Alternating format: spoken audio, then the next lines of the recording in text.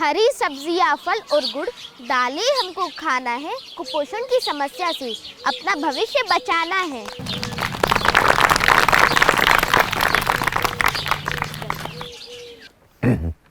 आशा बहन जी, आज आप हमें ये बताएं कि हम अपने समुदाय में कुपोषित बच्चों की पहचान कैसे कर सकते हैं, ताकि कुपोषण के कुचक्र से इन्हें निकालकर स्वस्थता का उपहार दे सकें और अपने गांव को कुपोषण से मुक्त करा सकें। आज हमारा देश कुपोषण की समस्या से जूझ रहा है, लेकिन इसका उपाय खुद हमारे ही पास है। खुद हमें ही इस समस्या का निराकरण करना होगा। जैसे कि सरपंच जी ने बताया कि हम में से हर एक को शिशुओं और छोटे बच्चों में कुपोषण की पहचान करना सीखना होगा। आंगनबाड़ी केंद्र में प्रति माह वृद्धि निगरानी के दौरान चिन्हित कम वजन के बच्चों में लंबाई, वजन एवं MUAC लेकर गंभीर कुपोषण की पहचान करें। अगर बच्चे की बाह की गोलाई 11.5 सेंटीमीटर से कम है, तब आपको निम्न जटिलताओं से जांच करना होगा, जैसे कि बच्चों में भूख की कमी होना, सांस का तेजी से चलना या फिर मितली मिर्गी आना, तेज बुखार आ जाना, खून की कमी हो जाना, शरीर का ठंडा पड़ जाना, त्वचा पे घाव बढ़ जाना, उल्टी होना, दस्त होना, ये सब कुपोषण के लक्षण हैं। या फिर ऐसे बच्चे जिनके दोनों पैरों में गड्ढे पड़ जाने वाली सूजन हो, या फिर 6 माह तक के शिशु जिन्होंने अभी तक स्तनपान ना किया हो। ऐसे कुपोषित बच्चों की हमें पहचान करनी होगी और दूसरों को भी पहचान करना सिखाना होगा। लेकिन दीदी, कुपोषण की पहचान कर लेने मात्र से क्या होगा? इसके बाद हमें क्या करना है, आप बताइए। हाँ, मैं आपको वही बताने जा रही हूँ।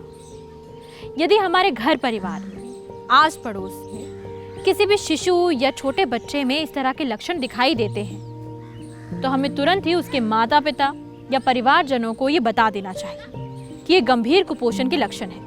गंभीर कुपोषण के लक्षणों के कारण बच्चे के शारीरिक और मानसिक विकास में बुरी तरह प्रभाव पड़ता है। कुपोषण बच्चों में बीमारियों से लड़ने की क्षमता को कम कर देता है और कई बार तो ये जानलेवा भी होता है। इसीलिए ऐसे लक्षण वाले कुपोषित बच्चों को नजदीकी स्वास्थ्य केंद्र या आंगनबाड़ी ले जाना चाहिए। वहां इनकी ANM द्वारा जांच की जाएगी।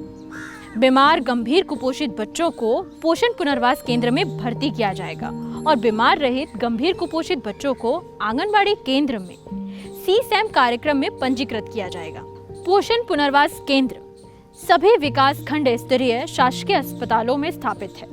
वहां ऐसे बच्चों को निःशुल्क जांच, उपचार और भोजन उपलब्ध कराया जाता है। पोषण पुनर्वास केंद्र में चिकित्सकीय आवश्यकता अनुसार 7 से 21 दिन तक ऐसे बच्चों को रखकर उनका उपचार किया जाता है और उनके पोषण स्तर में सुधार भी किया जाता है। और हाँ, बच्चे के साथ माँ को भी पोषण पुनर्वास केंद्र में रहने पर निःशुल्क भोजन और मजदूरी में हुए नुकसान की क्षतिपूर्ति के लिए कुछ राशि भी दी जाती है। और बच्चे के पोषण और देखभाल के संबंध में स्थानीय स्तर पर उपलब्ध खाने पीने की चीजों को पौष्टिक आहार बनाने के लिए परामर्श भी दिया जाता है। दीदी, हमें अपने बच्चों को कुपोषण से बचाने के लिए क्या करना चाहिए? बच्चों के वजन में गिरावट या वजन का स्थिर रहना अच्छे संकेत नहीं है। ऐसे में आपको बच्चों के वजन पर निगरानी रखनी होगी। आंगनबाड़ी में जाकर सभी बच्चों का मासिक वजन कराना चाहिए। वजन में गिरावट या वजन का ना बढ़ना, ऐसे में तत्काल ANM या आशा कार्यकर्ता को आप बताएं और अपने बच्चों को आवश्यक पौष्टिक आहार ही खिलाना चाहिए। आशा बहन जी, तुमने ये बहुत महत्वपूर्ण जानकारी आज हमको दी है। आशा बहन जी ने जो जानकारी दी है वो यदि हम सब समझ लें, मान लें और अपना लें, तो पूरे गांव को ही नहीं, पूरा प्रदेश भी जो है कुपोषण की समस्या से मुक्त हो जाएगा।